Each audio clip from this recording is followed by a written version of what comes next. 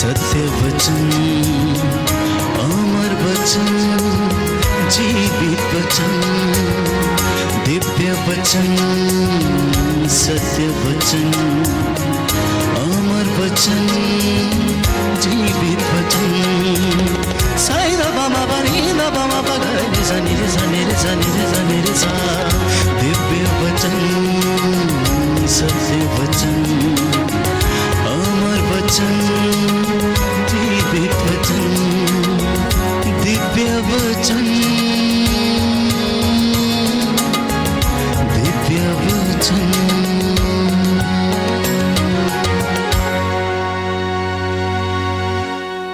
प्रभु क्रिस्त में प्रिय भाई और बहनों, बच्चों, हमारे प्रभु यीशु क्रिस्त कृपा, ईश्वर का प्रेम तथा पवित्र आत्मा का साहचर्य आप सबों को प्राप्त हो।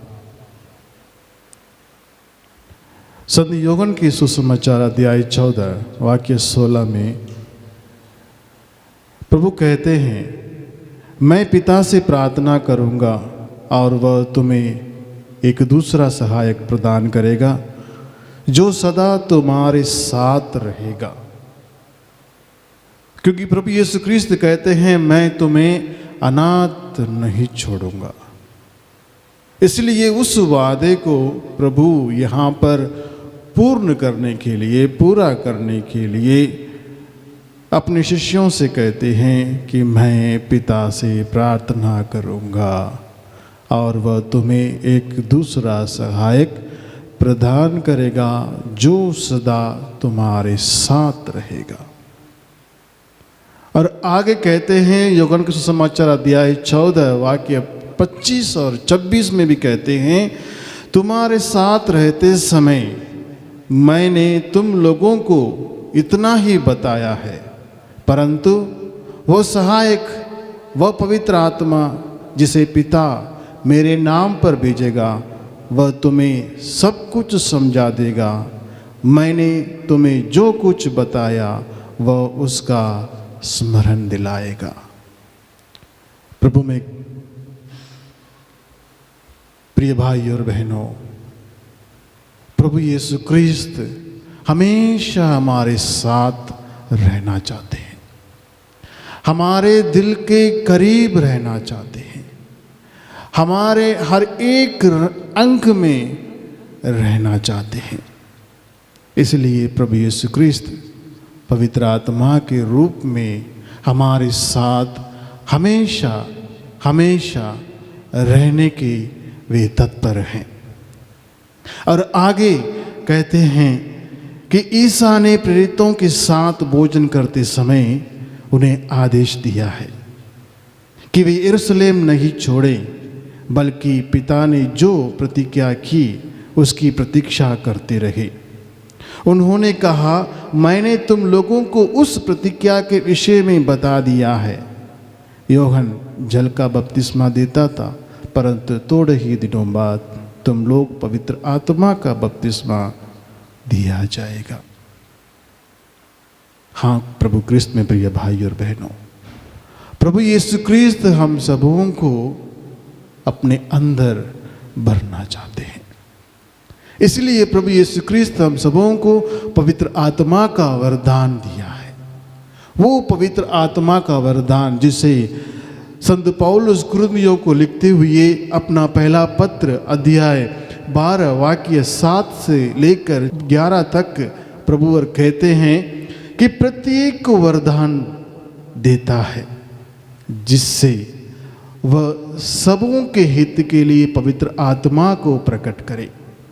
किसी को आत्मा द्वारा प्रज्ञा के शब्द मिलते हैं, किसी को उसी आत्मा द्वारा ज्ञान के शब्द मिलते हैं, और किसी को उसी आत्मा द्वारा विश्वास मिलता है। वही आत्मा किसी को रोगियों को चंगा करने का, किसी को चमत्कार दिखाने का, किसी को भविष्यवाणी करने का, किसी को आत्माओं की परख करने का, किसी को भाषाएं बोलने का और किसी को भाषाओं की व्याख्या करने का वरदान देता है। प्रभु में प्रिय भाई और बहनों, आज प्रभु यही वरदान हम सबों को देना चाहते हैं। हम सबों के अंदर आकर बसना चाहते हैं, पवित्र आत्मा के अनुग्रह से हमें भरना चाहते हैं। अगर हमें उस अनुग्रह को प्राप्त करना है, हमें प्रभु यीशु क्रिस्त के जीवन को अपनाना है। जिस प्रकार प्रभु यीशु क्रिस्त पिता ईश्वर के साथ मिलजुल कर पिता ईश्वर के साथ हमेशा प्रार्थना में लीन रहे, प्रभु यीशु क्रिस्त ने पिता परमेश्वर को अपने जीवन के बहुमूल्य समय प्रभु यीशु क्रिस्त ने दिया, जिसे हम पवित्र ग्रंथ में सुसमाचार में अलग अलग जगहों पर हम देखते हैं। क्योंकि जब हम प्रार्थना में लीन होते हैं, हम ईश्वर के दर्शन करते हैं। जब प्रार्थना में हम अपने आप को पिता ईश्वर के संरक्षण पाने के लिए हम अपने आप को देते हैं। आज वही प्रार्थना को प्रभु यीशु क्रिस्त अपने जीवन द्वारा हम सबों को सिखाते हैं। अगर हम पवित्र ग्रंथ में देखते हैं, संत लूका सुसमाचार अध्याय 3 वाक्य 21 और 22 में भी हम देख सकते हैं, जहाँ पर हम देखते हैं सारे जनता को बपतिस्मा मिल जाने के बाद ईसा ने भी बपतिस्मा ग्रहण किया। इसे ग्रहण करने के बाद वह प्रार्थना कर ही रहे थे कि स्वर्ग खुल गया, पवित्र आत्मा का पुंज जैसे शरीर के रूप में उन पर उतरा और स्वर्ग से ये वाणी सुनाई दी, तू मेरा प्रिय पुत्र है, मैं तुझ पर अत्यंत प्रसन्न हूं। ना केवल वहां पर सीमित है, वो पवित्र आत्मा उसके तुरंत बाद प्रभु यीशु क्रिस्त को आगे ले चलते हैं, जिसे हम संत लूका सुसमाचार अध्याय 4 वाक्य 1 में देखते हैं। पवित्र आत्मा प्रभु यीशु क्रिस्त के बपतिस्मा की तुरंत बाद प्रभु यीशु क्रिस्त को और जगह ले जाते हैं और प्रभु यीशु क्रिस्त को और तैयार करने के लिए, जिसे हम पढ़ते हैं, ईसा पवित्र आत्मा से परिपूर्ण होकर यरदन के तट से लौटे। उस समय आत्मा उन्हें निर्जन प्रदेश ले गया। वहाँ पर प्रभु यीशु क्रिस्त 40 दिन 40 रात उपवास और प्रार्थना में वक्त बिताए। अगर हमें ईश्वर के दर्शन करना है, अगर हमें पवित्र आत्मा से परिपूर्ण होना है, हमें अपने जीवन से समय निकालना है ईश्वर के साथ मेल करने के लिए, ईश्वर के साथ एक होने के लिए अपने जीवन से वक्त निकालना है, ईश्वर को वक्त देना है। जब हम ईश्वर को वक्त देते हैं, ईश्वर हमें अपना बहुमूल्य वक्त हमें देता है। ना केवल वक्त देता है, हमें आशीर्वाद प्रदान करता है, कृपा प्रदान करता है, जिसे हम आगे प्रभु यीशु क्रिस्त के जीवन में देखते हैं। संत लूका सुसमाचार अध्याय 4 वाक्य 14 में, आत्मा के सामर्थ्य से संपन्न होकर ईसा गलीलिया लौटे और उनकी ख्याति सारे प्रदेश में फैल गई।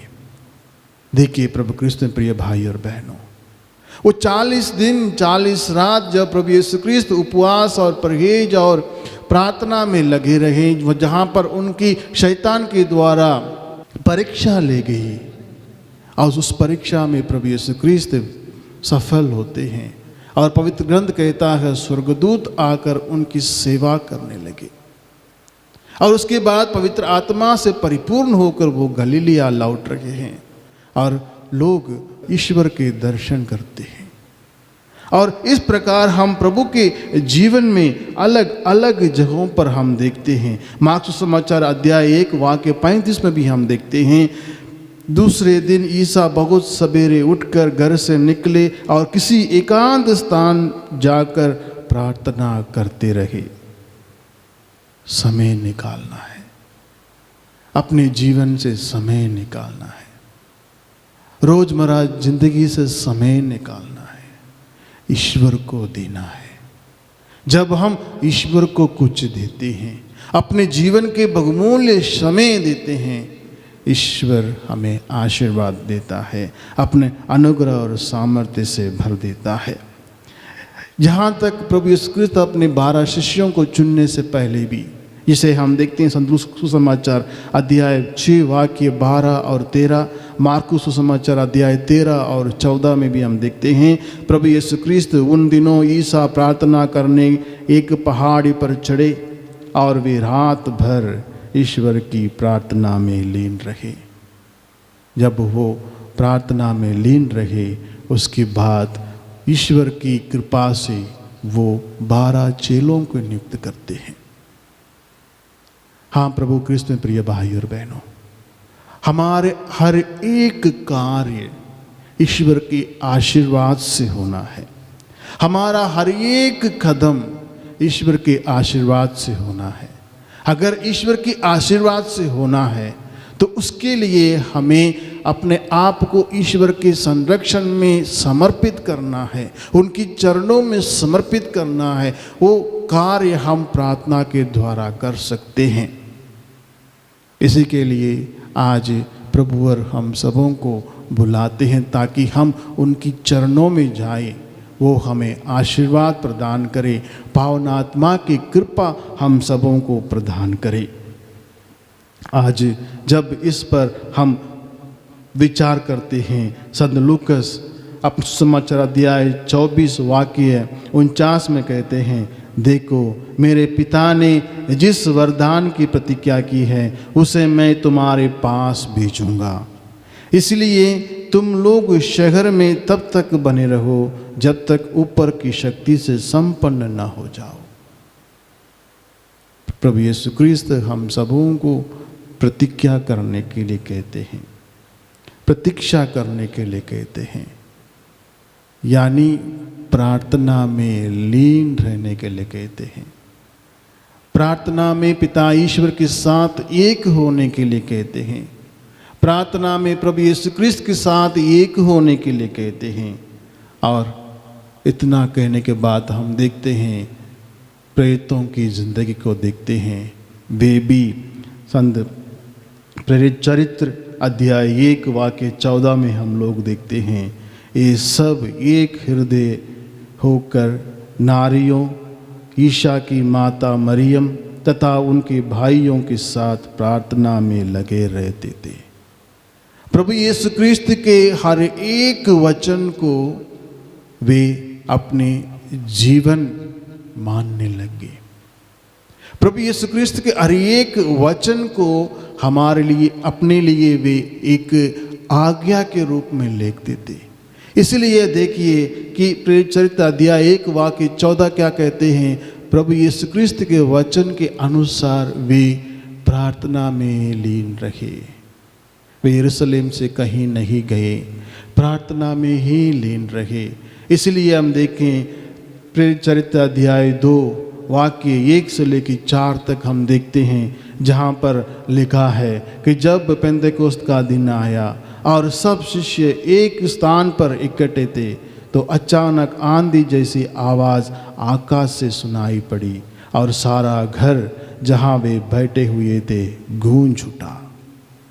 उन्हें एक प्रकार की आग दिखाई पड़ी जो जीभ में विभाजित होकर उनमें हर एक के ऊपर आकर ठहर गई। वे पवित्र आत्मा से परिपूर्ण हो गए और पवित्र आत्मा द्वारा प्रदत्त वरदान के अनुसार भिन्न भिन्न भाषाएं बोलने लगे।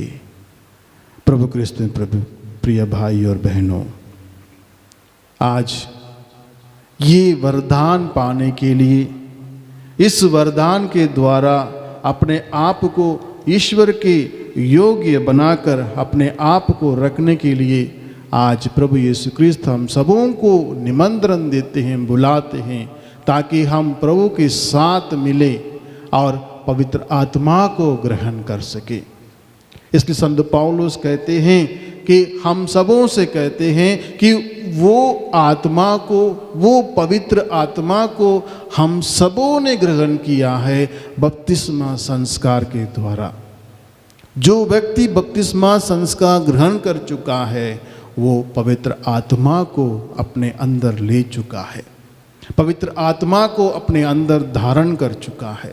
इसलिए संत पौलुस कहते हैं कुरिन्थियों को लिखते हुए अपने पहले पत्र में अध्याय 3 वाक्य 16 में कहते हैं, क्या आप यही नहीं जानते कि आप ईश्वर के मंदिर हैं और ईश्वर का आत्मा आप में निवास करता है। हाँ प्रभु कृष्ण प्रिय भाई और बहनों, हम सब ईश्वर के मंदिर हैं। हम सब वो घर है जहाँ पवित्र आत्मा निवास करता है। और आगे भी कहते हैं अध्याय 6 वाक्य 19 में भी कहते हैं, क्या आप लोग यह नहीं जानते कि आपका शरीर पवित्र आत्मा का मंदिर है, वह आप में निवास करता है और आपको ईश्वर से प्राप्त हुआ है।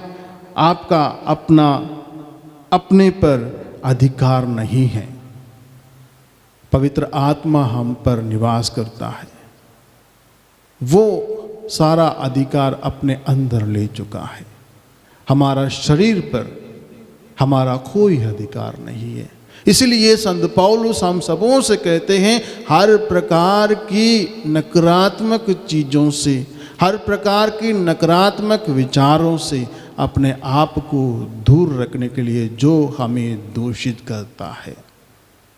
प्रभु कृष्ण प्रिय भाई और बहनों, आगे संत यूहन्ना अपना पहला पत्र में अध्याय 4 वाक्य 4 में हम कहते हैं कि बच्चों, तुम ईश्वर के हो और तुमने उन लोगों पर विजय पाई है, क्योंकि जो तुम में हैं वह उससे महान है जो संसार में है। हाँ प्रभु कृष्ण प्रिय भाई और बहनों, हम में पावनात्मा निवास करता है। वो हम में निवास करता है। उसे पहचानने के लिए आज हम सबों से प्रभु यीशु क्रिस्त कहते हैं, हम अपने अंदर निवास करने वाले उस पावन आत्मा को हम पहचाने, उनके वरदानों को पहचाने, उनकी कृपा को पहचाने, ताकि हम अपने आप को ईश्वर के सम्मुख योग्य रीति से रख सके। प्रभु कृष्ण प्रिय भाई और बहनों, ये वरदान पाने के लिए हमें जब हम आगे बढ़ते हैं, 3 बातें हमें बीच में रोकती हैं, जिसे संत पौलुस और पेतरुस सब लोग मिलकर जब प्रेरित चरित्र में थे, वहाँ पर संत पौलुस कहते हैं, हठ धर्मियों, आप लोग ना तो सुनना चाहते हैं और ना समझना, आप सदा ही पवित्र आत्मा का विरोध करते हैं। आज संत पौलुस हम सबों से कहते हैं कि हम अपने अंदर जो हठपन है उसे बाहर निकालने के लिए कहते हैं, जो हमें इस वचन को सुनने से हमें रोकता है, जो हमें आगे बढ़ने से हमें रोकता है, जिसे हम पढ़ते हैं प्रेरित चरित्र अध्याय 7 वाक्य 51 में। और आगे एफेसी को लिखते हुए संत पौलुस पुनः कहते हैं अध्याय 4 वाक्य 30 और 31 में, पवित्र आत्मा ने मुक्ति के दिन के लिए आप लोगों पर अपनी मोहर लगा दी है, आप उसे दुख नहीं दे। हम अपने सोच विचार द्वारा, चाल चलन द्वारा, अपनी बोली द्वारा हम पवित्र आत्मा को दुख देते हैं। उसे वाक्य 21-31 में संत पौलुस कहते हैं, आप लोग सब प्रकार की कटुता, उत्तेजना, क्रोध, लड़ाई झगड़ा, परनिंदा और हर तरह की बुराई अपने बीच से दूर करें। जब तक हम इस चीज़ को अपने अंदर से दूर नहीं करते हैं तो हम पावन आत्मा को अपने अंदर, अपने भीतर निवास करने में हम रुकावट पैदा करते हैं। प्रभु कृष्ण प्रिय भाई और बहनों, अपने अंदर झांक कर देखें, परख कर देखें कि हमारे अंदर कौन निवास करता है, हम किसको अपने जीवन में जगह दे रखे हैं, हम किस प्रकार आगे बढ़ रहे हैं, इसे हम देखें। और तीसरा, तस्सलुनीके लिखते हुए पहला पत्र में अध्याय 5 वाक्य 19 में कहते हैं, आत्मा की प्रेरणा का दमन नहीं करे। जो प्रेरणा हमें ईश्वर से मिलता है, जो प्रेरणा हमें पावन आत्मा से मिलता है, जीवन में आगे बढ़ने के लिए जो ताकत हमें मिलता है, शक्ति जो हमें मिलता है, उसे हम दमन ना करें। संत पौलुस हम सबों से आग्रह करते हैं प्रभु यीशु क्रिस्त के साथ मिलकर, ताकि हम पावन आत्मा को अपने जीवन में मुख्य स्थान दें। इसलिए प्रभु क्रिस्त में प्रिय भाई और बहनों, आज अगर हमें जीवन में आगे बढ़ना है, हमें इस चीज़ को अपने ध्यान में रखना है, क्योंकि लूकास लिखते हैं अध्याय 4 वाक्य 14 में, आत्मा के सामर्थ्य संपन्न होकर ईसा गलीलिया लौटे। उसी प्रकार आज माता कलीसिया हम सबों से आग्रह करती है कि हम सब आत्मा के सामर्थ्य से संपन्न होकर अपने अपने परिवारजनों के साथ, अपने मित्रों के साथ, अपने परिजनों के साथ हम एक साथ मिलजुल कर रहें। अगर एक साथ रहना है, मिलजुल कर आगे बढ़ना है, ईश्वर के योग्य पुत्र पुत्रियां बनकर आगे बढ़ना है, तो हमें आत्मा के सामर्थ्य से संपन्न होना जरूरी है। आइए हम उस परम पावन पिता परमेश्वर से आग्रह करें कि वो हम सबों को अपने अनुग्रह सामर्थ्य से भर दे, पावनात्मा की वरदानों से भर दे, ताकि जो वरदान प्रभु यीशु क्रिस्त संत पौलुस के द्वारा हम सबों को समझाते हैं, जो पावनात्मा का फल प्रेम, आनंद, शांति, सहनशीलता, मिलनसारी, दयालुता, ईमानदारी, सौम्यता और संयम, ये पावनात्मा के फल जिसे हम गलातियों को लिखते हुए संत पौलुस के पत्र अध्याय 5 और वाक्य 22 में हम देखते हैं, वो सारे वरदान आशीर्वाद हम सबों को भरपूर मिले। ईश्वर हम सबों को अपने अनुग्रह सामर्थ्य से आशीर्वाद से भर दे। आमीन।